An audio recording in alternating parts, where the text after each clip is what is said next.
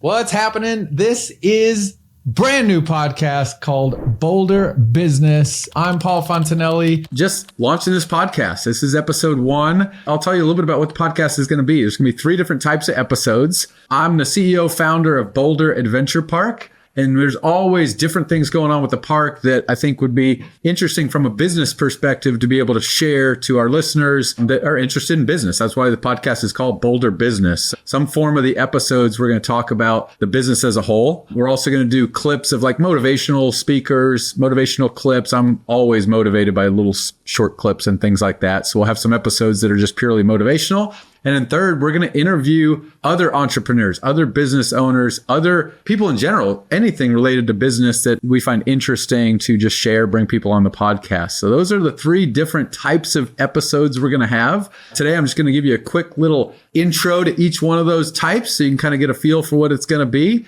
We'll just get this going. So one time I remember hearing, I don't remember where I heard it, that when you do something for the first time, you then, get better and better as time goes on. You should always be embarrassed by that first version. So this is kind of this first version of the podcast. I know it's not going to be perfect. I know it's not going to be great, but the only way to get started is to actually get started and launch it. And that's what we're doing today. Even though I know it's not going to be perfect, we're getting it going. When we first had the idea for Bolder, that first draft is terrible compared to what the final version was. At some point, I'll share kind of that first draft of Bolder and how far we came is kind of an example of that. But let's start with a quick chat about Bolder Business. So what is Bolder? So Bolder Adventure Park is a 66,000 square foot indoor entertainment center in Grand Prairie, Texas. We opened about 2 years ago. I'm the founder, CEO, and there's just a lot that goes on in running that park that I thought would be interesting to share on the podcast. And one quick story that is very recent is some marketing challenges that we've had, which actually in turn led to starting this podcast. So in the fall, we changed some marketing tactics that we were doing that we thought would be better for the business to obviously make awareness, help people come to the park. And in hindsight, those changes actually hurt us more than helped us. So much so that our website traffic to the park, obviously traffic in the park, dipped significantly. And in hindsight, probably cost us $500,000 in lost revenue by that marketing mistake. We're a new business 2 years in. So learning from those mistakes, identifying them, reacting quickly is key. And one thing I'm going to talk regularly about on this podcast, we're not profitable yet. We can't afford to be losing $500,000 on revenue and marketing, but obviously we've got, financial partners, things like that help us get through these tough times. But it is just the ongoing challenge of running a new business that we're always dealing with. And so that's just one very short example. Obviously, I'm not going to go in depth on it on the first episode, but stories like that I'll be bringing to this podcast of what's actually happening behind the scenes, running the business that have real results, good, bad, ugly, whatever it is. We're going to share it here on the podcast. So if you like hearing the inner workings of a business, that's exactly what this is going to be. The second type of episode we're going to run, as I mentioned, are more motivational clips. Those will be shorter episodes, but I'm always inspired by short little clips here and there. I've got one here that I'm about to play as an example, and I'll talk about it. I just recently joined a fitness app called Ladder. And the way Ladder works is you basically have a coach that tells you what workouts to do and all of that. And it's just a phenomenal app. Check it out if you haven't. This is not a plug, or it's a plug, but it's not sponsored by any stretch. Our only sponsor today is Bolder Adventure Park and the Epic. We're shooting this podcast here at the Epic Rec Center, great partner in the city of Grand Prairie that we've got here at Bolder. But anyways, back to the clip. Ladder workout app. There's a coach where I'm on what's called Team Vitality. His name is Brian Pruitt. Phenomenal fitness expert. Anyways, during the workout, he'll come on and give me like motivational talking. That's just inspiring, which I love, especially while I'm working out. So I'm going to play that clip as an example of the type of motivational clips that we'll play, and I'll talk about here in a second. All right, collectively, let's breathe in through our nose, fully, and fully out. Nice work, you showed up today, you got better. Breathe in, and breathe out. You are powerful and you are unique. There's never been someone like you who's ever lived. Breathing in, breathing out. Breathe in strength today. Release weakness, release worry. And as you continue doing that, I just want to plant the seed in your mind today that you are one of one. There's never been anyone like you. Now, sometimes when we're in certain places of our journey, it's easy to get discouraged, feel like the best days are behind us, feel like we don't have what it takes, feel like a failure based on our performance or lack thereof, based on defining ourselves by what we do or what we haven't accomplished maybe. But I want to remind you of the fact that your story is just getting started. You haven't seen anything yet. If you continue showing up, trusting the process, knowing you have way more God-given potential within you than you can imagine, you'll keep showing up for yourself, keep being consistent, and you will continue stepping into your greatness. So wherever you are in the journey, write your own story today. Flip the script. Take a negative from yesterday, turn it into a positive today as you see life happening for you, not to you. I love you.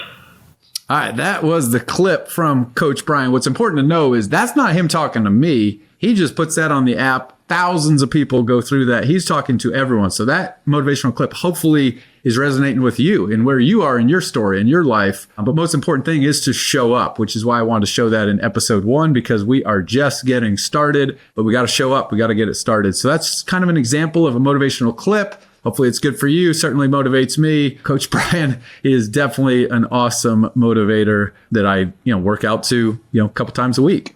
And then the third one is going to be bringing guests on the podcast, which I'm excited about. So if you're running a business, have a story to tell, reach out to me. LinkedIn's definitely the best way to reach me. Again, Paul Fontanelli, love to have you on the podcast. I'm looking forward to different guests. So the other thing I want to do in this episode today, it's 2025, the year 2025. I actually wanted to start a podcast way back in 2020. And a buddy of mine, Ron Lotti, and I were going to start the podcast. We actually recorded the very first episode, introducing ourselves, our story, our background. And then obviously COVID hit, we got distracted and we didn't follow through, which again, listen to Coach Brian, you have to show up. It's just the beginning of the story. Well, it doesn't do us any good if we don't keep going. And so I wanted to actually flash back and on this episode, play a good portion of that first podcast that I did with Ron 5 years ago, because that will actually give you a lot of context into Boulder as a business,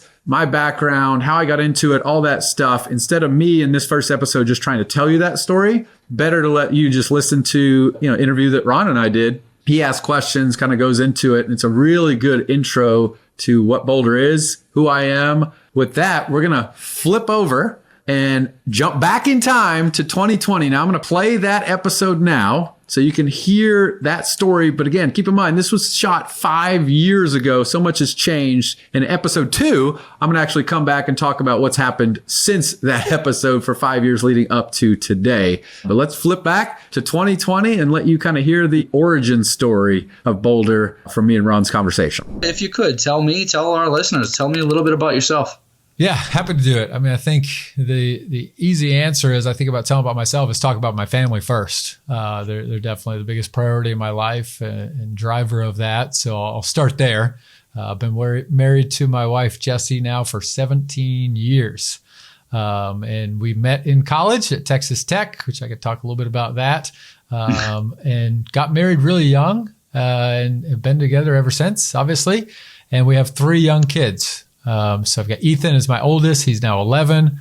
Haley is our middle at 9. And then Shaylin is our youngest at 7. So that's kind of the who we are. I'll share a little bit about each one of us, if that's all right, quickly. Sure. Yeah. So my wife, Jessie, is, I call her the rock of the family. She has been a stay-at-home mom since the day our son was born. And we were both very passionate about that. I grew up with a stay-at-home mom myself, and we recognize that we wanted to do that for our family. And so my wife has made that just a huge part of her life, obviously, and just been phenomenal for our family. The sacrifices that she's made, it's just been incredible. So she's the rock of the family. Everything I'm doing today, which you're going to hear about much later, she is the most supportive one. Literally couldn't do it without her and that support. So it's critical. And she's just awesome on that front. So her name is Jessie, if I didn't say that. And then just to run through on Ethan. So Ethan's my son, my firstborn. which he was the boy in the family, which was important for us because I was the last boy male Fontanelli. So without him, the name would not have carried on. So we were glad to have that taken care of. And he's all boys. So he plays basketball, baseball, you name it. And I love helping to coach his teams, be out there with him and do all that fun stuff. Haley is our second child, and she was the first girl in the family, which my wife and I are really excited about. You've got a daughter, you know, all the greatness that comes from, having a girl, and she's into gymnastics, love that type of thing. And then our youngest is Shaylin. Shaylin is now 7. We adopted her. We foster cared through the state here in Texas. We're blessed with her. She came to us when she was 3 days old. And she's been with us ever since. We were able to adopt her at 11 months old. And she's a firecracker of a personality, just loves having fun, brightest smile in the room, will light it all up, and stays really active. And so we're blessed to have the family in that way. And then myself, I'm just a big kid, I guess is the best way to explain it. I love doing everything my kids do. In addition to all their activities and the fun stuff they do, I'm a thrill seeker. I love going on roller coasters and being outdoors, adventure stuff, go to national parks, all that stuff. That's kind of where I really find some fun. So try not to drag on that point. That's just a little bit about myself, quick hits in the family. No, that's good stuff. You talked a little bit about the thrill seeker and getting involved in the outdoors and things like that. Was it similar for you when you were a kid as well? What's funny is no. So my dad, he'll tell you he's not into camping or outdoor stuff at all. So we never did it growing up. I was a member of a Boy Scouts for like a year or two, but I wouldn't say we did anything special. I didn't get into being outdoors until probably maybe even 4 or 5 years ago. Wow. Yeah, I just started looking into it, and I think the biggest moment I really realized I wanted to be outdoors more and do that kind of adventure stuff was we were watching a documentary on Netflix about someone hiking the John Muir Trail up in Yosemite. And I remember my brother-in-law and I were watching it, and we were like, we should do that. And our wives look at us like, you've never spent the night outside in your life. What are you talking about? And so like 6 months later, we're wearing backpacks hiking 7 days in Yosemite, and it was just the most awesome trip. And since then we've done, another trip like that. And my family and I now do some camping excursions and things like that. But that was kind of the start of it. Wow. I just had the idea and went after it. That's interesting. Yeah. That sounds like stuff I've done too. Like, I could do that. That's and then I realized halfway through I can't though. So good for you. You did it. Yeah. With a lot of mistakes though, like my pack weighed like 58 pounds or something because I was just stuffing everything in it, which if you know anything about hiking, you do not want a 58-pound pack on your back if you can avoid it. Yeah, it reminded me of when I was in the infantry of the Army. Yeah, so avoid that as much as you possibly can. Yes, sir. You mentioned you went to Texas Tech. What did you study at Texas Tech? Yeah, so I studied accounting at Tech and went through what they call a 5-year program where you graduate with your bachelor's and your master's all at the same time, which then allows you to sit for the CPA exam when you have that amount of hours or credits, which it's funny even to think back of how I got into accounting.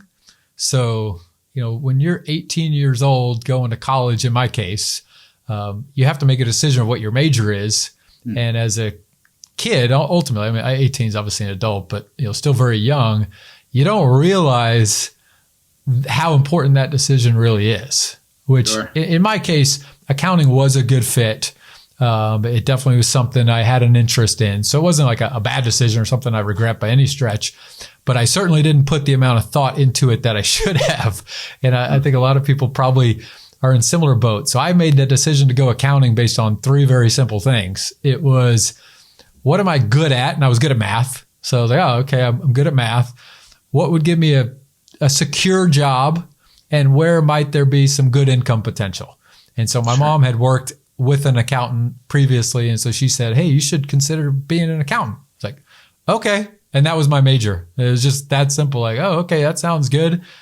And in hindsight, it's like, of those 3 things, like a secure job, obviously it's important, but you can get that in a lot of places. Potential for income, again, you can get that in almost anywhere. But what you're good at is important. And that obviously should play a big role in it. But I didn't really try to learn about what was out there. I didn't learn about what I was interested in. And obviously we'll come to how I ultimately changed out of accounting once I got into the real world.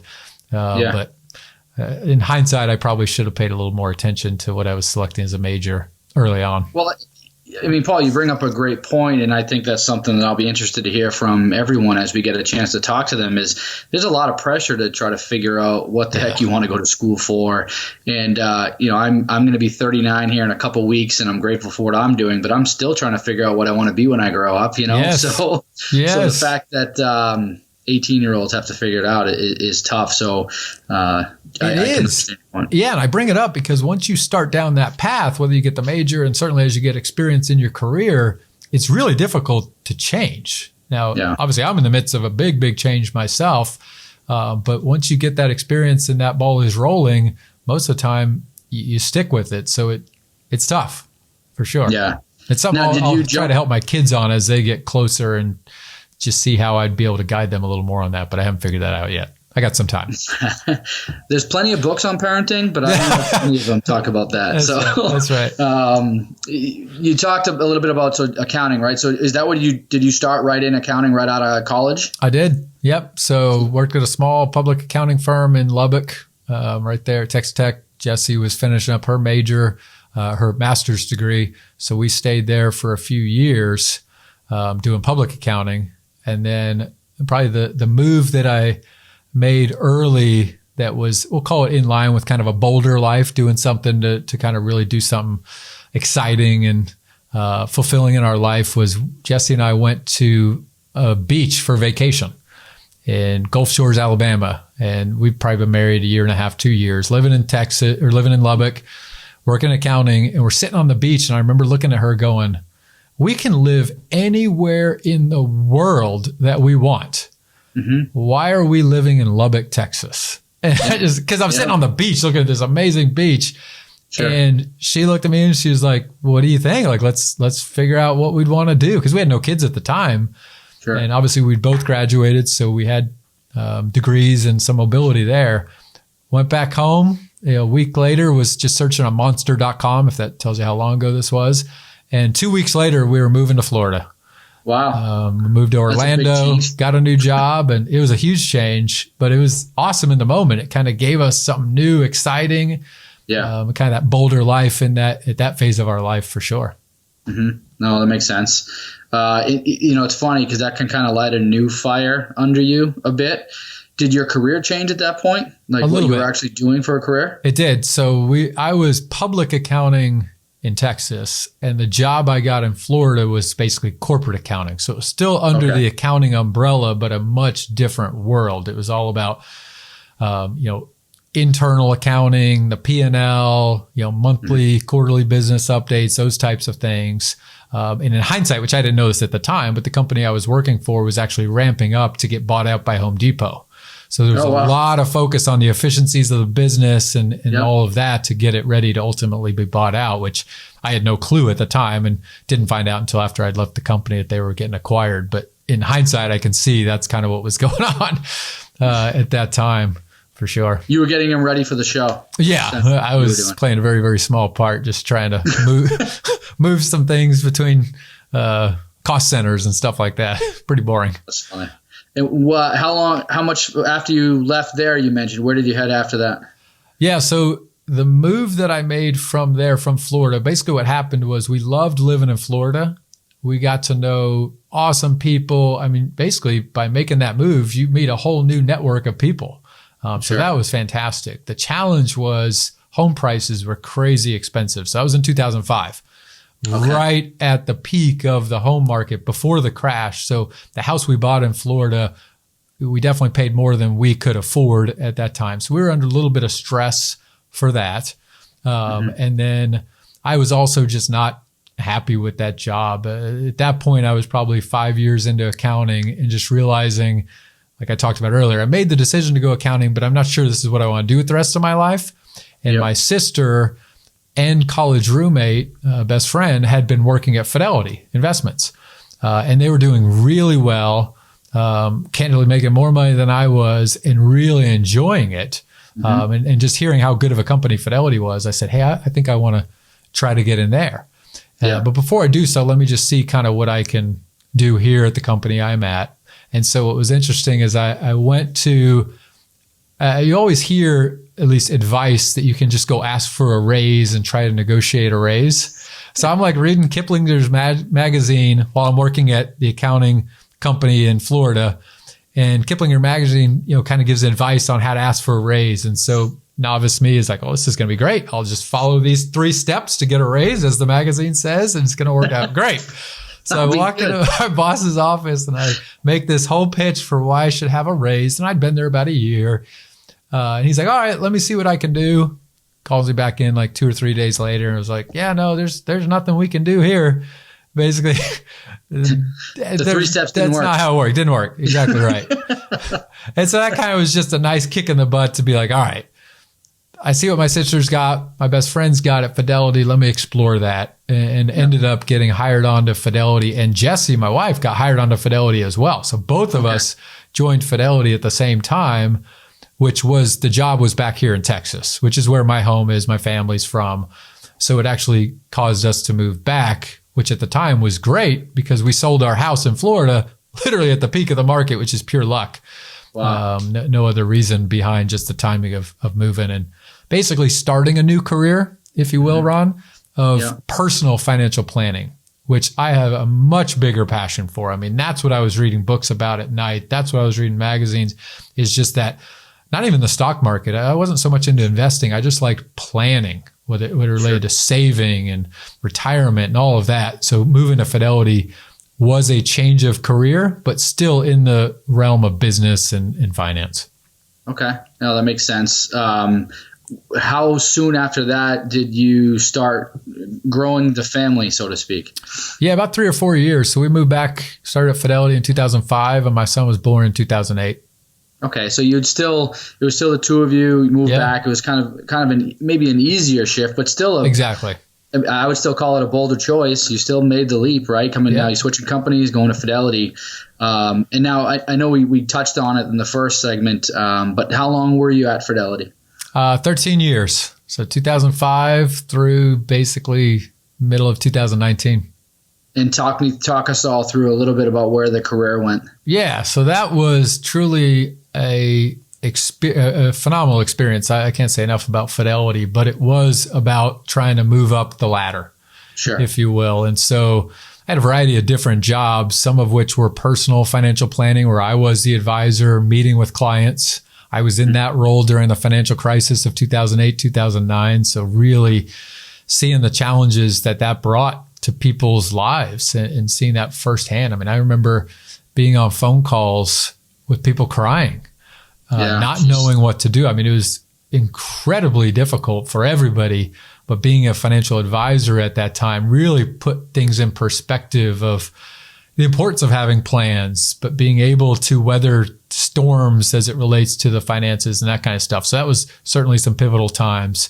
And then once eventually I moved into more of a coaching, a consulting role. That's obviously where I met you, Ron, in those types of roles, and just really progressed the career to where I was able to get promoted and find new opportunities, every 2 to 3 years, which was very fulfilling and very exciting to grow and kind of move up that corporate ladder per se. But without going into details, that's kind of the theme of what I was doing at Fidelity and just trying to, progress the career, if you will. Yeah, no, and that's fair. And what's interesting about it too is it's almost like you still had some, I don't want to say constant change, but there was some change going on, right? Yeah. Which I think helps drive someone like yourself that was, you're driven by that. You're driven by finding that new, adding fuel to the fire, so to speak. And then we touched on it last segment too, but then now we're working our way into the new venture, right? So talk to us a little bit about Boulder Adventure Park. Talk to me about that. Yeah. So Boulder Adventure Park is what I'm pursuing full time now and is our new job. And that's basically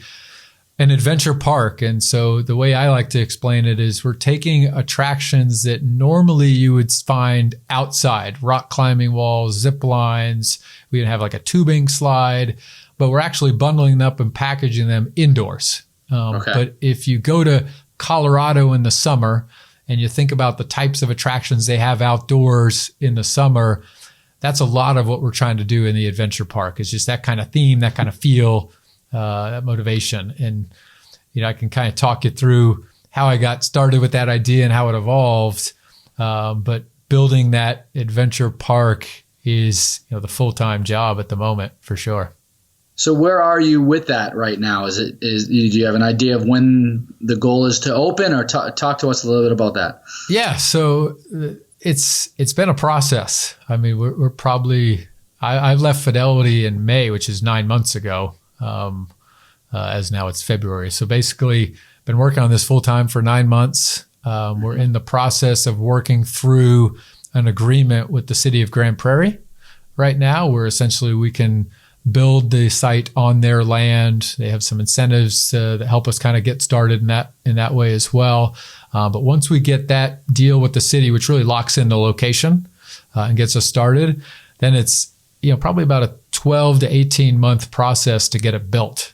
Wow. So we've got a ton of construction, planning, engineering, architectural, all that stuff is kind of in flight at the moment, but still a ways to go.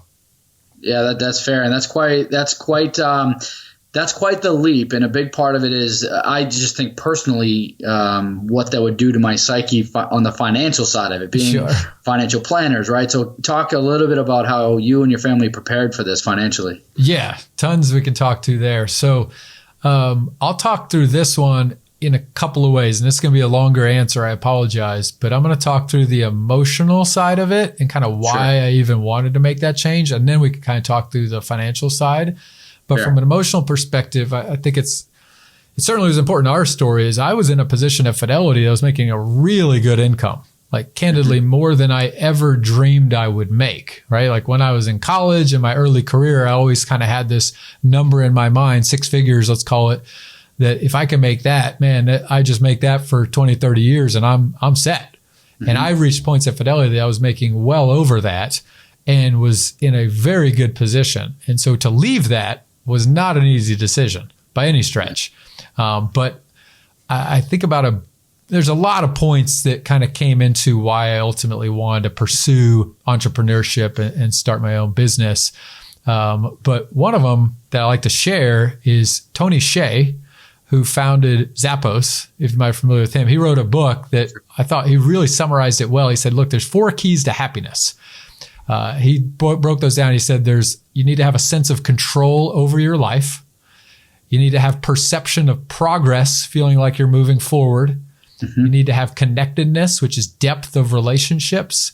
And then there needs to be vision and meaning, kind of that higher purpose, being part of something bigger than yourself. And so I was reading that book, like right in the midst of trying to make a decision of, okay, do I really want to make this big of a leap, et cetera? And I just did a self-assessment. And I just said, okay, do I have control over my life? And the answer to that was yes. I mean, I was in a good position, certainly had a secure job, but I wouldn't answer the question we talked about in episode 1, where we said, hey, if you could say what you want to do with your life now, like the 8-year-old self, would this be how I would draw up my life, working full-time at a big corporation, just trying to move up the ladder? And in that way, I didn't feel like I had control over my life. And so I felt like, hey, there's things that I would do different in that way. Perception of progress is something I'm always looking for. And I've been able to find that at Fidelity to that point. But I was also reaching a level where it was becoming a lot, there just was only so much more that I could do to keep moving up. At some point, I was kind of feeling like I was hitting a ceiling, if that makes sense. It does, And I could talk more about that, but that was always something early on in my career. I was always worried about the floor, right? Base salary, got to have that protection. But I reached a point in my career where I was less worried about the floor. I felt confident in my skills and my experience. And I was now starting to say, hey, I'm starting to feel like there's a ceiling potentially, that if I start a business that maybe I can, have more upside and I can bear the risk of no floor. But that's beside the point. I'm not hitting the 4 points clear. I apologize. Connectedness, I self-assessed on connectedness. And in that place, I was good. I love the people I worked with at Fidelity. I love my family, connected, very good relationships there. So that one was good and continues to be good. And then vision and meaning. And that's the one that probably just had the biggest hole was I just didn't feel fulfilled anymore. And that's interesting. If you ask me, why did I end up leaving Fidelity? It really was, I just felt like there was more to it than that. I was meant to do more. I had bigger ideas, bigger opportunities, and the adventure park is really fulfilling that of what I believe it can become. For sure. And it's really exciting. I could see my family growing into it and all of that good stuff. But I was just looking for that vision, that meaning, which is obviously a pretty deep analysis. Sure. And at one point, I read a lot of books. Yeah. And obviously, we all watch documentaries and things like that. And I remember thinking to myself, I was like, would I watch a movie or read a book about my life? And the answer was like, absolutely not. Like, wake up, go to work, come home, go to sleep. Wake up, go to work, come home, go to sleep. Like, it's good. Obviously, financially, I was good. And obviously, everything on the weekends and nights with the family, like that was fulfilling and exciting. But as it related to like what I was trying to accomplish and meaning of my life, it just felt very redundant and not fulfilling. And I just remember like, all right, you get one life. And I say that a lot, and it's always deep. You get one life. Like, is this really the life I want to lead? That I wouldn't even want to read my own book?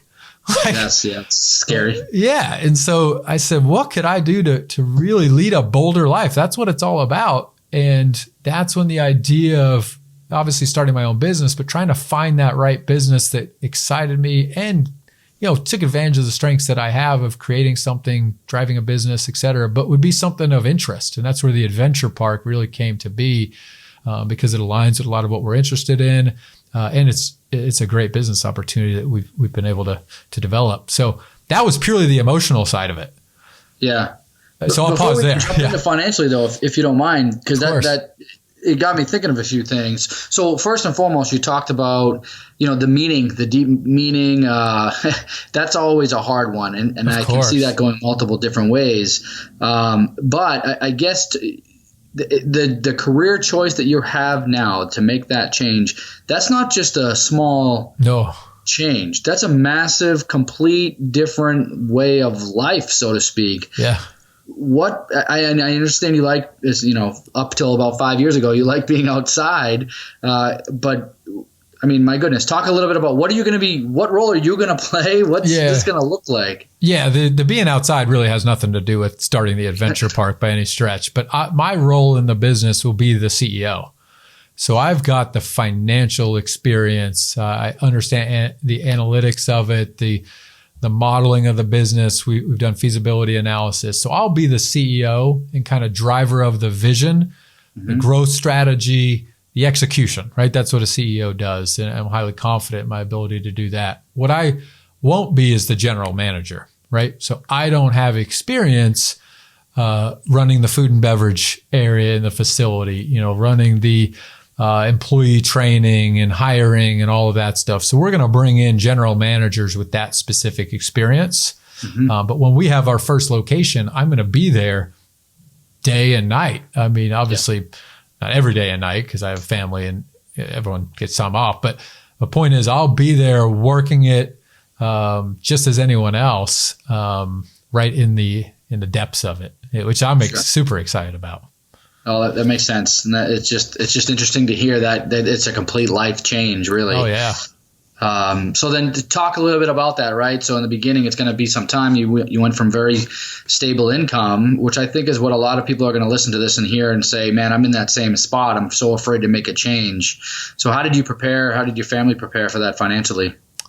Yeah, that's a big one for sure. And it took a lot of time. So I guess what helped us was I've always been a saver. Okay. From basically since I graduated 21 years old, been saving. Now, originally, all that saving was purely for the goal of retirement. Yeah. And eventually I realized like, man, I'm just saving for a date that's 30 years away. And I don't even know if I want to retire in the normal traditional sense. Like it kind of goes back to those 4 things of happiness. Like I'm always looking for progress and moving forward. I don't see myself just fully retiring. So I had that realization like, man, we've got some savings. So the amount of time I had to build savings was very helpful. And And then the other thing that we did, which was a big move, was we downsized our house. Okay. So I had reached a point of fidelity where I was making good income, and we bought our dream home, which we lived on an acre. We had a swimming pool right on a cul-de-sac, even had like a putting green in the backyard. Wow. Movie room. I mean, we're in Texas, so real estate's a little cheaper, but it truly was our dream house. Yeah. And we'd been there about 2 to 3 years when the thought of doing something different started to come to us. And I didn't even know what it was going to be at that point. But I knew that a house of that size forced us to keep the income level that I had reached. Okay. And so if you're seeing, as we saw, the potential to make a move where that income's going to drop, which right now it's zero, so it clearly dropped a lot. Right. We've got to find ways to reduce the expenses. And the house was an easy one to do. And so we ended up selling that house, which made good money on that because obviously the market's been strong. And moved into a much more traditional house. It's still a great house. I mean, it's still a big house. We've got a family of 5. So I wouldn't say like we're in this tiny little cabin or anything, but it's, well over half the price of our other one. And much easier maintenance. It wasn't even just the cost of the house that was overbearing for us. I mean, the maintenance and the upkeep and the things that would go wrong. I mean, the bigger the house, the bigger the problems. And so that move helped us a ton. Interesting. And it was a big sacrifice. I mean, my middle daughter still asks, why did we have to move? Like, she doesn't get it, which is hard. Yeah. Sure. But it definitely was a sacrifice, but, things that you have to kind of make those decisions. So that's interesting though, right, Paul? Because we kind of grow up with these should haves and could haves and supposed to be ideas, right? And I would argue it's a big thing that we have in this country, which is the bigger house, the more expensive cars. You have to have the bigger televisions. And what I think that gets us away from is our heart and what we're really drawn towards. And you and your family basically said, hey, we have a passion for something. We're going to go after it. Who cares about the should haves and supposed to be's, right? Yeah. So I love that. I love that you did it. But leading up to it, right, you didn't just all of a sudden say, all right, I'm done. Let's move on and let's just start this completely new venture and I'll just figure it out. That's right. Had to be some research that went into it. Talk me through that a little bit. Yeah, a ton of research. So the idea for Boulder Adventure Park was born based on just my kids and I go to these entertainment venues around town all the time. And so I had known I was looking for something. Again, I talked about wanted to start a business, but didn't know what. And then the idea of an entertainment business kind of hit me when I'm standing there and watching all the people come check in and birthday party after birthday party. Like, man, these look like pretty good businesses. It doesn't take a big financial analyst to figure out that they're probably pretty profitable and they're springing up all over the place. And so that's where the idea came from. And then I just came home and started doing research on Google, which is always a little dangerous, but it at least allowed me to see, okay, there's profitability here. There's certainly opportunity. Now it just has to come down to what are we going to do that's going to be unique? Mm-hmm. Because originally we just wanted to start like a trampoline park. It was kind of the thought, like, okay, they're relatively low cost of capital to build. They appear to be pretty financially profitable, but I did more research and realized pretty quickly that opportunity really wasn't going to be a good fit because they were already everywhere in the area. They were pretty saturated. Okay. That decision would have been a lot better 5 years ago when they were just getting started. And so I was kind of in a pickle of, okay, I know what the industry can do, and I think this is where we want to be. I really have an excitement about it, an understanding of it, and just a connection to it. But we had to figure out what. And the key is always what's going to differentiate you. And I'd say what really helped us with the adventure park side of things is I went on a business trip with Fidelity to Park City, Utah. Okay. And one of the afternoons, we had a team outing, which is, hey, let's go out and do some things. And we went to Olympic Park in Park City, which is where the Winter Olympics were. And they had the ski jump and all that. And you can look it up online, but they've converted that Olympic Park into an adventure park. And they have zip lines and they have ropes courses. And the most incredible thing they have is a tubing slide that you slide down the face of the mountain on the ski jump. And it's intense. So anyways, that's gonna be crazy. I had time in my life because it's outdoors, it's exciting, it's thrill seeking, right? And I just remember going, all right, how do we bring this indoors to Texas? Which is not easy because we don't have mountains. There is no ski jumps, right? So obviously things got scaled down significantly, but the theme of the attractions we were able to pull off and come up with a design and really unique facility that takes advantage of height. I mean, our ceiling height has 75-foot tall ceilings. We're going to have rock climbing, rock walls that are 60 feet tall and zip lines across the park. So, and then we do have a tubing slide of similar material to what we went through there. But it was just being aware of what I wanted to do. And then that event just helped me dial into it. And then from there, it's just a matter of trying to really piece things together. And then lastly, I'll pause. We hired a consultant to do a feasibility study because my research on Google said these businesses can be profitable, but there's no reason to make a life-changing, this big of a decision unless you can really get expertise to weigh in. Sure. And so we hired a company that specializes in the entertainment industry. They ran an analysis of what we wanted to do, the demographics, and kind of put a financial model together for us, which was not cheap, but it was an investment into what we felt could be our future. And at the time, I still had a job. And if it turned out it wouldn't work, that was an investment I was willing to risk losing. Yeah. But when it came back that it did work, we had a decision to make. And it was all right. And by that point, we had sold our house. We had already made that move. And so it was just a matter of a couple months after we got that feasibility study back that we said, we're going to go for it. It's go time. Yeah, that's interesting. Sir. That makes sense. Okay, so you did a ton of planning. You did a ton of research. Then you paid an outside company to kind of help make sure of some of this stuff, which I can understand. But even then, right, there's still a giant leap, or maybe we'll call it a zip line. Yeah, you're stepping out. That's right. Yeah, or a base jump, right? Depending on what you want to. Yeah. Right. What did that look like? Like, what made you say, all right, feasibility test came back good. We have a decision to make.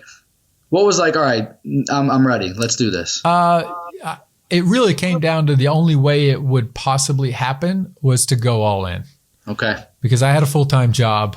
I was the sole income provider for my family, which, is another big challenge with it all. But, I could only do so much on the idea of starting this business while working full-time, at nights, some weekends, that's about it. And so it came to the point where we said, okay, we got the feasibility study, but the only way we're going to really be able to make this happen is to go all in. Yeah. And do we believe in this enough to do that?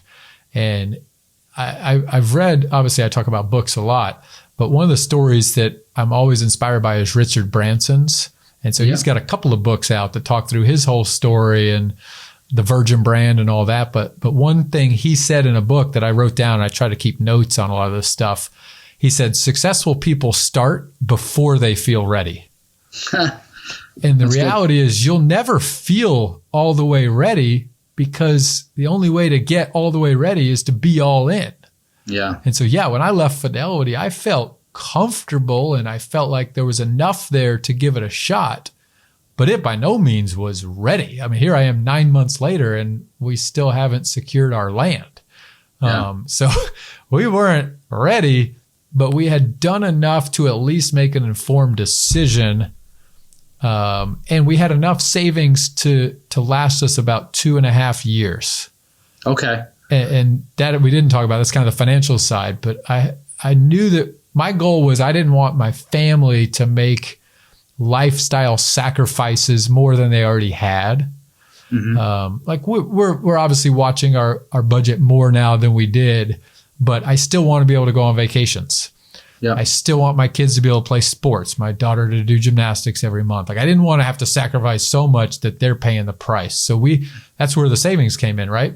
But we had about a window of, call it 2.5 years, that we said, look, let's go for it. And if at the end of 2.5 years, if for whatever reason it didn't work, I can go back to work. I've got incredible relationships, great experience. Yeah, I won't be at the level I was when I left, but I can come in and work back up. And in the grand scheme of things, what have I really lost? A few years, and maybe I have to work a few more longer before I can retire. But at least now I know I went for it. And it goes back to that Bezos quote we talked about in the first episode. But that was kind of the decision. The way I would answer that is you're not ever going to feel ready, but do what you can to at least have some confidence, and then you just got to make a decision. Yeah, so I appreciate you sharing that. It definitely makes sense. I guess with that being said, for those who are listening here today, Paul, what are some any final thoughts or advice you might give to anybody that's kind of in that spot where you were just a few months ago, right? Saying, man, I really feel like there's something different. What would you say to them? Yeah, everybody's vision of what a Boulder life means is going to be different, right? When I was young, the Boulder life was simply moving to Florida, making a change, which is exciting. So it's always different based on what you're trying to achieve. But the best advice I can give you was actually given to me by a very good friend of mine, Kerry. And his advice was, he said, you just have to get in the game. He said, whatever it is you're thinking about doing, whatever it is you want to do, just get in the game. And that doesn't mean you have to go all in, but by putting yourself out there, by talking to people, maybe it's a certain job you want to start or business you want to start, you got to get in the game and start learning about it and meeting the people. And that's what's been really most helpful to me, is even meeting the people in the entertainment industry and starting to work with different people that are helping put the business together and investors and so forth. By being in the game, so much more opportunity comes out of that. Whereas if you just think about things and you don't actually start taking action and getting in the game, it's all just in your mind and nothing will ever happen. But if you actually start talking about it, start asking people, meeting with people, seeking mentorships, getting in the game, you'd be amazed at the network you're going to start to make, and things will start coming together just by putting yourself out there. I like that. That's good. Paul, I appreciate you sharing some of your story here today. Yeah, Ron, thank you. And I appreciate it. All right, Paul. Hey, I appreciate you sharing the story. I'll add to that. Get in the game. Maybe it's kind of like getting in the pool, right? At least start putting your feet in there, yes, which is definitely good. To all the listeners out there, thank you so much for listening to us. If you have any questions, comments, concerns, sarcastic remarks you'd like to leave for us, hit us up on LinkedIn. I'm Ron Lotti. This is Paul Fontanelli. We are helping you live that Boulder life, and we're looking forward to getting to know a lot more people out there. So we look forward to hearing from you. See ya.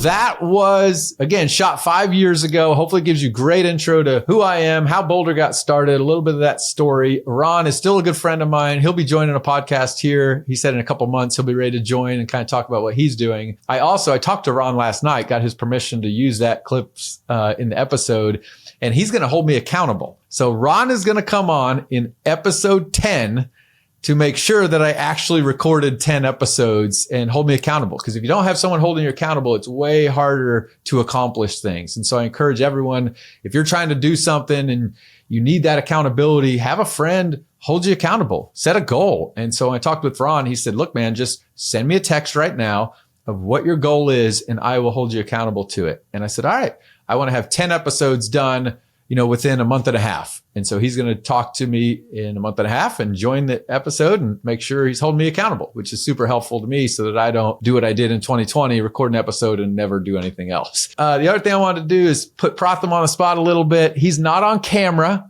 He said he's got to get a haircut before he shows up on camera. No, I'm just playing with him.